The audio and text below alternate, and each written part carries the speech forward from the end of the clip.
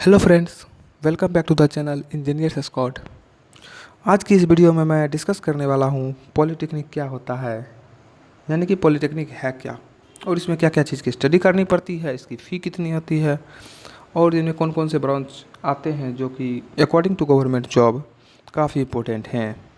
Video को and तक ज़रूर देखिएगा, काफ़ी चीज़ों का डिस्कशन मैंने काफ़ी डिटेल्स तरीके से किया है।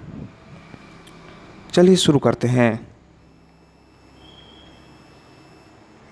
जैसा कि आप लोग देख रहे हैं, पॉइंट ऑफ डिस्कशन में मैं बात करूं, अगर according to in this video, यानी कि अगर इस पॉलिटेक्निक के बारे में अगर हम इम्पोर्टेंट पॉइंट की डिस्कशन आज जो इस वीडियो में करने वाला हूं उसकी मैं बात करूं तो सबसे पहले what is polytechnic.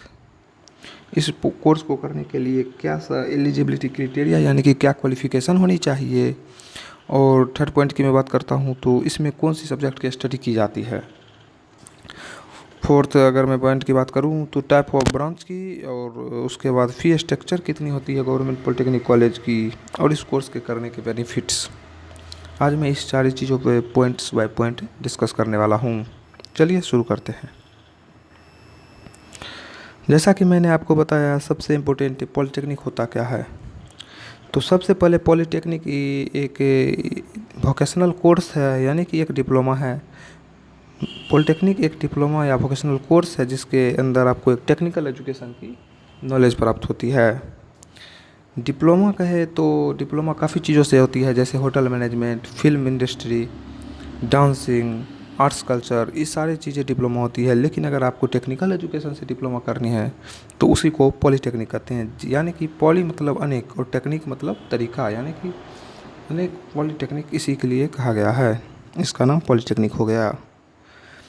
Secondly point करूँ तो इस कोर्स में 3 ईयर प्रोग्राम होता है।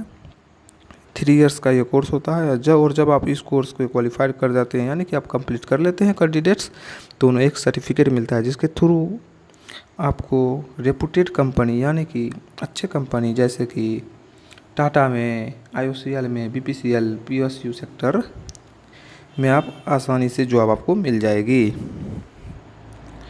और इसमें कुछ इंस्टीट्यूट पॉलीटेक्निक कोर्स में कुछ अच्छे अच्छे ब्रांच हैं जिसके मैंने आगे भी डिस्कस किया है, इसमें शॉर्टली बता देता हूँ। तो civil, mechanical, electrical and electronics, और भी कुछ इमर्जिंग न्यूली ब्रांच आए हुए हैं, IT सेक्टर इत्यादि भी आते हैं।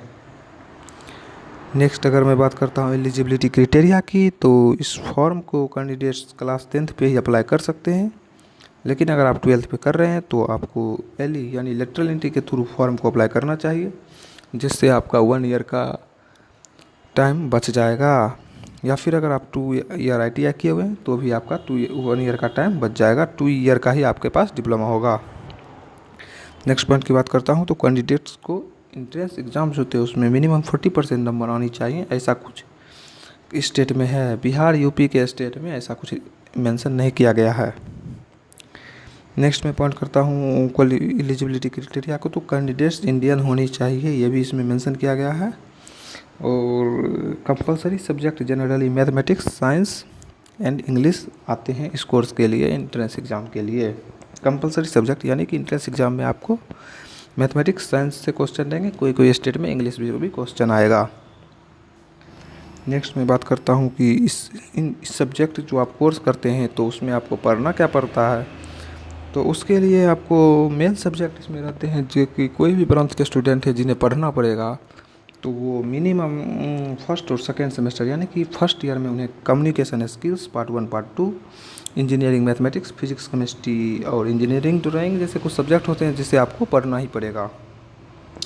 सेकेंड ईयर यानी कि थर्ड सेमेस्टर से आपकी ब्रांच की अकॉर्डिंग ब्रांच के रिलेटेड फील्ड की स्टडी शुरू हो जाएगी, जैसे मैकेनिकल, इलेक्ट्रिकल या फिर आप जो भी ब्रांच से हैं उसकी सिलेबस वाइज उसका आपका स्टडी स्टार्ट किया जाएगा। नेक्स्ट मैं अब उसी बात पे डिस्कस करने वाला हूँ कि कौन कौन से ब्रांच होते हैं जो कि काफ़ी इम्पोर्टेंट अभी पॉलीटेक्निक कोर्स में माने जा रहे हैं। तो उसमें अगर मैं बात करूँ अकॉर्डिंग टू गवर्नमेंट जॉब की, तो अभी सभी ब्रांच के अच्छे पोस्ट हैं, लेकिन सिविल ब्रांच को मैं रेफ़र ज़्यादा कर रहा हूँ। तो अगर मैं सिविल ब्रांच की बात करता हूँ तो उसमें आपको सबसे इम्पोर्टेंट सब्जेक्ट जो आते हैं उसके अंतर्गत वो आते हैं सर्वेइंग, सोम यानी stand of material, concrete technology, highway engineering, building science, और भी काफ़ी सब्जेक्ट आते हैं। सेकेंडली मैं इलेक्ट्रॉनिक्स ब्रांच की बात करता हूँ, सॉरी इलेक्ट्रिकल इंजीनियरिंग।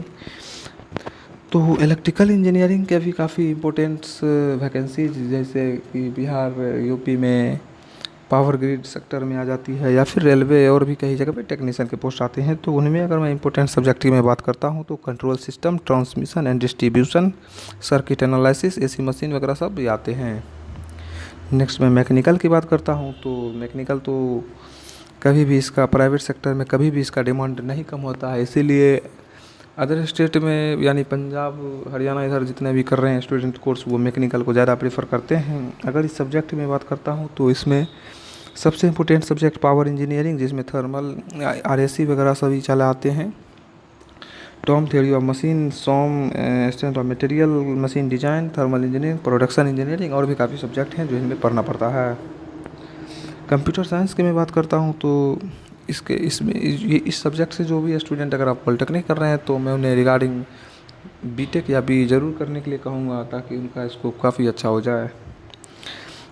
मैं कंप्यूटर साइंस के बारे में मैं बात करूँ अगर इम्पोर्टेंट सब्जेक्ट को तो आपको C++, logic design, data structure with C या C++, जावा प्रोग्रामिंग और भी काफ़ी सब्जेक्ट है जो कि काफ़ी इंपॉर्टेंट है अकॉर्डिंग टू कंप्यूटर साइंस।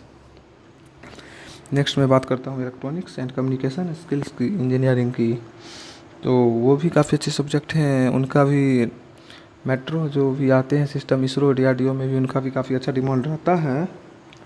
उसमें सबसे इम्पोर्टेंट सब्जेक्ट की मैं बात करता हूँ तो electronics device circuit, electronics linear, digital communication और भी कुछ सब्जेक्ट हैं जो कि इलेक्ट्रिकल से रिगार्डिंग रिलेटेड कुछ सब्जेक्ट हैं, उनके बारे में स्टडी करनी पड़ती है। नेक्स्ट मैं बात करता हूँ फी स्ट्रक्चर की इस कोर्स के लिए। तो मैं आपको एक बात और बता दूं कि मैं जो ये फी स्ट्रक्चर डाटा आपको शेयर कर रहा हूँ वो गवर्नमेंट पॉलिटेक्निक कोर्स कॉलेज की कोर्स का है। तो अगर आप 3 इयर्स पूरा कोर्स कर रहे हैं तो आपका उसमें एडमिशन फ़ी 15 रुपीज़ ओनली पड़ेगा, जैसा कि आप लोग देख ही रहे होंगे। ट्यूशन फ़ी 180 रुपीज़, डेवलपमेंट फ़ी 3000 के आसपास पड़ेगा, रजिस्ट्रेशन फ़ी 500 ओनली फर्स्ट ईयर में आपका रजिस्ट्रेशन होगा। नेक्स्ट एग्जामिनेशन फ़ी जो कि 6 सेमेस्टर तक चलेगा एग्जामिनेशन, जिसका 1000 पर स्टूडेंट प्राइस रखा गया है। तो टोटल कुल मिलाकर आपका वही 10,000 के अप्रॉक्सीमेट मिलेगा, जैसा कि मैंने यहाँ पे एक डाटा के थ्रू शो भी किया हूँ। तो वहाँ पर आपका सबसे ज़्यादा एग्जामिनेशन फ़ी 61.9% और डेवलपमेंट फ़ी 30% के आसपास लगता है कॉलेज का कोर्स। ये मैं बात कर रहा हूँ गवर्नमेंट इंजीनियरिंग को यानी पॉलिटेक्निक कोर्स के बारे में। नेक्स्ट मैं बात करता हूँ इस कोर्स के बेनिफिट्स क्या क्या हैं। तो सबसे इम्पोर्टेंट बेनिफिट्स ये है कि अगर आप इस कोर्स को कर रहे हैं तो इंजीनियरिंग करने में आपको 1 ईयर का आपको यहाँ पे छूट मिल जाएगा, यानी कुल मिलाकर मैं बात कहूँ तो आपको डायरेक्ट सेकेंड ईयर में एडमिशन होगा।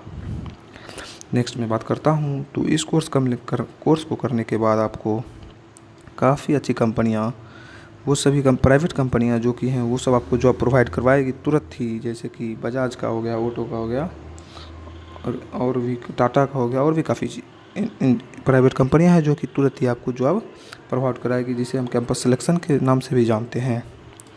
नेक्स्ट मैं बात करता हूं तो आप इस कोर्स करने के बाद इम्प्रूव पर्सनैलिटी डेवलपमेंट भी आपका इम्प्रूव हो जाता है। और नेक्स्ट मैं बात करता हूं तो काफ़ी गवर्नमेंट जॉब्स हैं जिसके लिए भी अप्लीकेबल हो जाइएगा आप अगर आप इस कोर्स को करते हैं, जैसे कि SSC JEE, RRB JEE, PSU sector जैसे सेल, बेल, गेल, NTPC, IOCL, BPCL और भी काफ़ी जॉब हैं जिसके लिए गवर्नमेंट और सेमी गवर्नमेंट है जिसके लिए आप एलिजिबल हो जाएंगे। नेक्स्ट मैं बात करता हूं तो आप टीचिंग कर सकते हैं इस कोर्स करने के बाद, अच्छी खासी स्टार्टअप कर सकते हैं, बिजनेस आइडियाज़ आपको इस कोर्स करने के बाद आ जाएगी, और भी काफ़ी चीज़ें हैं जिसे आप कर सकते हैं। अगर आपको कोई भी क्वेश्चन पूछनी हो इसके रिगार्डिंग, इस सब्जेक्ट के रिगार्डिंग, तो आप ज़रूर ही सेंड करिए मेरे कमेंट बॉक्स में, मैं आपका जवाब ज़रूर दूंगा आपके क्वेश्चन का। Thanks for watching. Don't forget to subscribe. Love you bro. All. Thank you.